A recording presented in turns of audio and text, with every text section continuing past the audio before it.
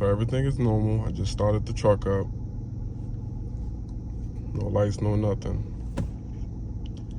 I'm gonna go put this in drive. Check engine light comes on.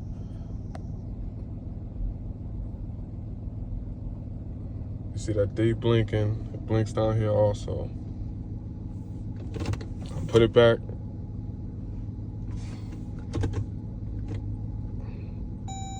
Does it in neutral. Shift to P, then desired grill.